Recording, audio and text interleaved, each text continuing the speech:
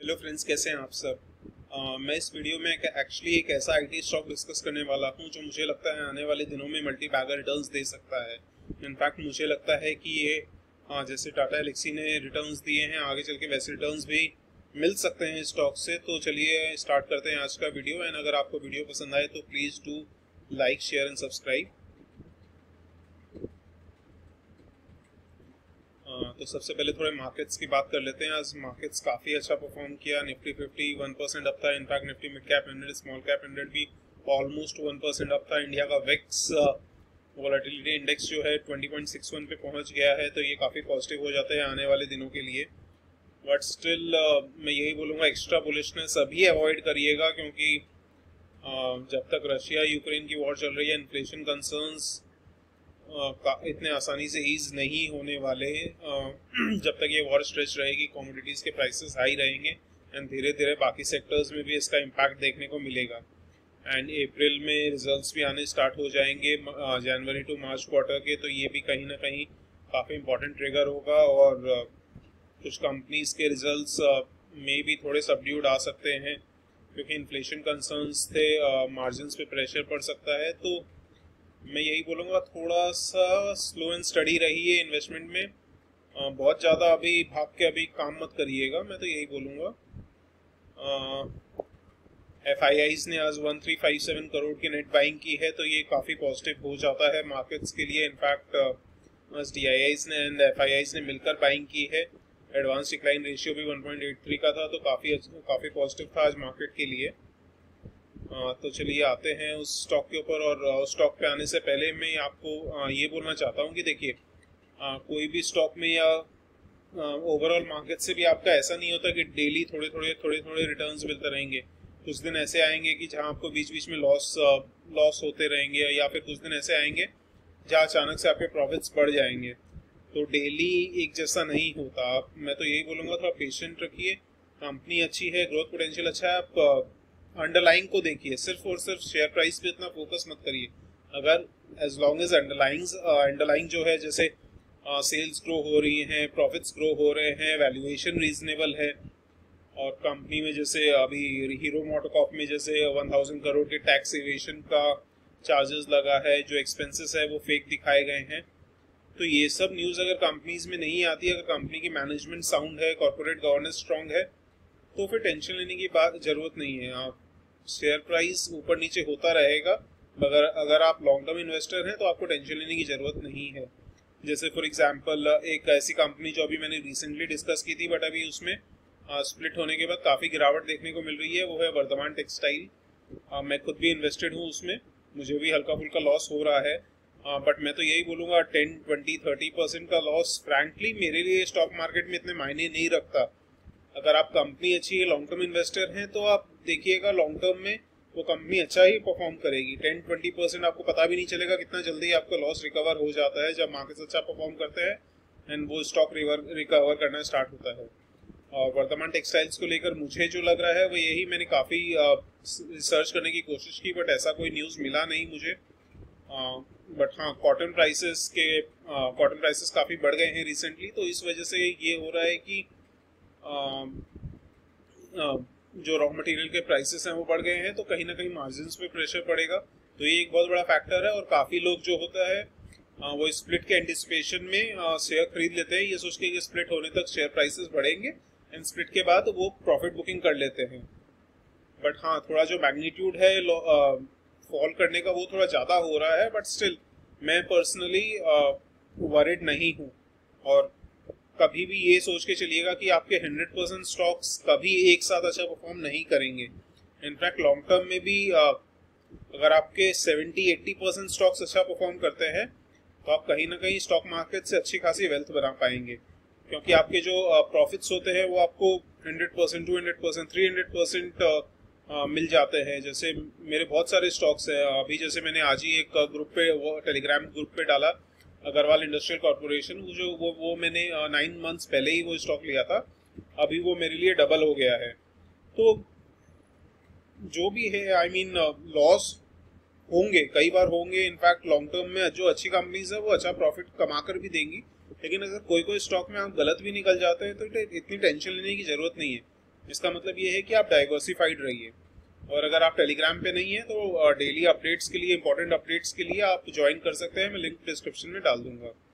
चलिए अब उस कंपनी पे चलते हैं जिसको मैं डिस्कस करने वाला हूँ। इनफैक्ट ये कंपनी ऐसी है जिसको मुझे इनफैक्ट मैं एक ग्रुप का पार्ट हूँ जहाँ मेरे जैसे इन्वेस्टर्स उस ग्रुप में हैं। तो उस ग्रुप में एक जन ने सजेस्ट किया था इन्फोबीन्स टेक्नोलॉजीज कुछ मंथ पहले, बट मैं समहाउ बिजी था, या मे बी काफ़ी स्टॉक्स के नाम आते हैं तो हर कोई स्टॉक को हम लोग रिसर्च नहीं कर पाते।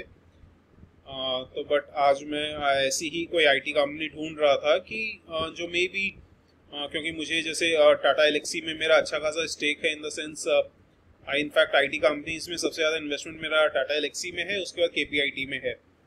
तो टाटा एलेक्सी मुझे अब थोड़ी ओवर वैल्यूड लगने लगी है, तो मैं ऐसी कोई आईटी कंपनी ढूंढ रहा था जहाँ मैं अपना कुछ अमाउंट डाल सकूँ। एंड इनफैक्ट कुछ अभी मैंने शॉर्ट टर्म कैपिटल गेन मुझे काफ़ी हुआ था इस साल, तो उसके अगेंस्ट में जो मुझे शॉर्ट टर्म कैपिटल लॉस है वो सेट ऑफ करना था, ताकि मेरी टैक्स लायबिलिटी कम हो जाए, क्योंकि शॉर्ट टर्म कैपिटल गेन पे 15% टैक्स लगता है। तो उस वजह से क्या हो रहा है कि अभी काफ़ी शेयर्स मैंने कुछ ऑफलोड किए हैं कैपिटल टैक्स बचाने के लिए, तो उस वजह से काफ़ी फंड्स हाथ में आ गए हैं। तो मैं एक आईटी कंपनी ढूंढ रहा था, तो मुझे इन्फोबीन्स टेक्नोलॉजी सामने आई, जो मुझे लगता है फ्यूचर में बहुत बहुत अच्छा कर सकती है। इनफैक्ट मैं इसको शायद कल से ही धीरे धीरे खरीदना स्टार्ट करूंगा। तो चलिए ये कंपनी करती क्या है। ये बेसिकली बहुत ही फ्यूचरिस्टिक टेक्नोलॉजीज में काम करती है। डिजिटल ट्रांसफॉर्मेशन बेसिकली कंपनीज वगैरह को, बिजनेसेस वगैरह को, उनके जो सर्विसेज हैं उनको डिजिटल करने में हेल्प करती है। टेक्नोलॉजी को कैसे लेवरेज करना है, कैसे एडवांटेज लेना है, वो प्रोसेस में हेल्प करती है। उनके लिए सॉफ्टवेयर, कस्टमाइज सॉफ्टवेयर सॉल्यूशंस, उनकी जो भी प्रॉब्लम हो, जो भी रिक्वायरमेंट्स, उसके लिए सॉफ्टवेयर्स बनाती है।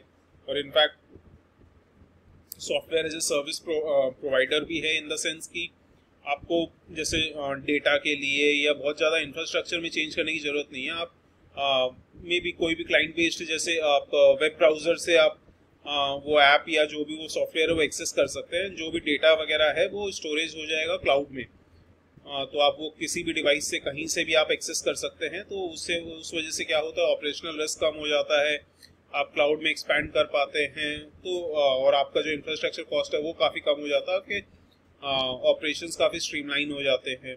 ऐसे ही सेल्स फोर्स है जिसमें आप customer relationship management software provide कर रही है कंपनी। काफ़ी एप्लीकेशंस है, तो जो भी बेसिकली रिक्वायरमेंट है टेक से रिलेटेड वो कंपनी प्रोवाइड कर रही है, और काफ़ी रैपिडली ग्रोइंग है। ये 2000 में एस्टैब्लिश हुई थी, अभी 22 ईयर्स हुए हैं ऑब्वियसली। जैसा आप देख सकते हैं 75 plus clients, 1400 plus team members, और फॉर्चून 500 कंपनीज में इनके पास अभी 10 क्लाइंट्स हैं। तो ये कहीं ना कहीं पॉजिटिव है। जैसे जैसे कंपनी और ग्रो करेगी, may be number of clients Fortune 500 companies से इंक्रीज होंगे। ये सब फाइनेंशियल से जो आगे चलकर डिटेल में डिस्कस करेंगे। बट आप ये देखिए, सिंस इंसेप्शन 43% रेवेन्यू CAGR है कंपनी का, तो ये काफ़ी पॉजिटिव हो जाता है कंपनी के लिए। काफ़ी अवार्ड्स भी मिले हैं कंपनी को, और क्लाइंट्स में जैसे फेसबुक इसकी क्लाइंट है, ओला है, बाकी भी ये जो अमेरिकन कंपनीज हैं ये काफ़ी स्ट्रॉन्ग क्लाइंट्स हैं।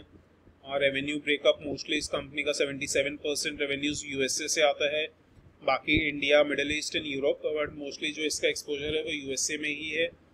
और इसके जो बिजनेस हैं वो बेसिकली PGI के साथ, PGI एक cloud software, cloud relationship company है,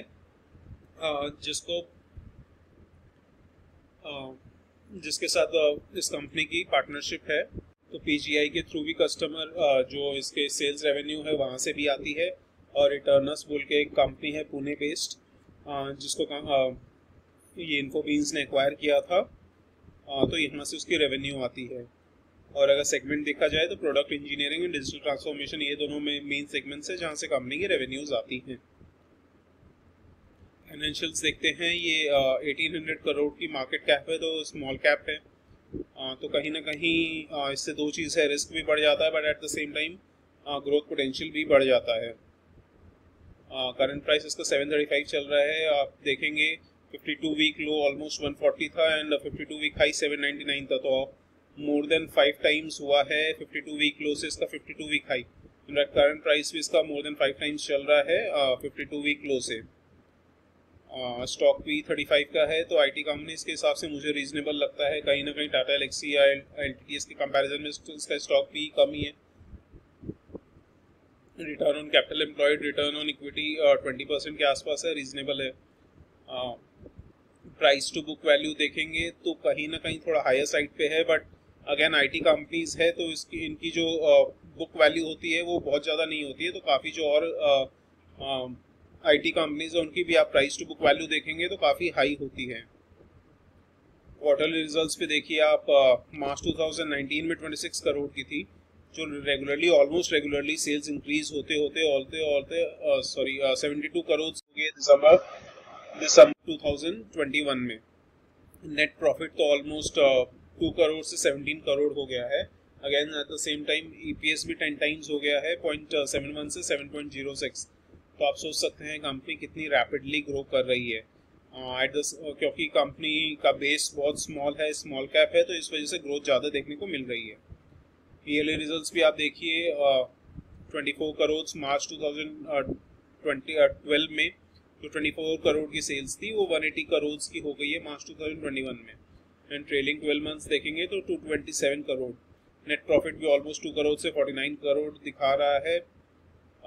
ईपीएस तो ऑब्वियसली तब ये कंपनी पब्लिक नहीं हुई थी तो ईपीएस बहुत ज़्यादा था, लेकिन उसके बाद जब पब्लिक हो गई उसके बाद अभी लास्ट फ्यू ईयर से आप देखिए ईपीएस रेगुलरली ग्रो कर रहा है ना, अच्छी स्पीड से ग्रो कर रहा है। बैलेंस शीट भी आप देखिए, रिजर्व्स अच्छी खासी स्पीड से ग्रो हुई है, उसके कंपैरिजन में डेट काफ़ी कम है, तो ये काफ़ी पॉजिटिव हो जाता है कंपनी के लिए। उसके बाद आप शेयर प्राइस देखिए, ये ऑलमोस्ट ये कह सकते हैं कि लास्ट 1 ईयर में ऑलमोस्ट वन डायरेक्शन में ही ऊपर की तरफ गया है। यहाँ कुछ हल्की फुल्की डिप आई थी, बट उसके बाद थोड़ा सा कंसोलिडेट हुआ, उसके बाद अभी वापस रैपिडली ग्रो कर रही है कंपनी। आप देख सकते हैं जो इसका 52 वीक डीएमए है, daily moving average 50 day daily moving average के ऊपर है, 200 डे मूविंग एवरेज के ऊपर है, इनका काफ़ी ऊपर है। तो अगर आप टेक्निकल्स की बात करेंगे तो आप वेट कर सकते हैं अराउंड 610 620 के आसपास आने की, या तब आप सोच सकते हैं इसको टेक्निकल्स के हिसाब से खरीदने की एक safer entry point. Excuse me, but मुझे काफ़ी डाउट है ये लेवल अभी फ़िलहाल इस कंपनी में आएंगे। तो पर्सनली मैं कल से ही थोड़ी बहुत इसमें ख़रीदारी स्टार्ट करने वाला हूँ। एंड अगर जस्ट इन केस कंपनी का प्राइस थोड़ा और करेक्ट हो जाएगा तो मैं इसमें एवरेजिंग करता रहूँगा। मुझे ये कंपनी का पोटेंशियल बहुत ज़्यादा लग रहा है फ्यूचर के लिए।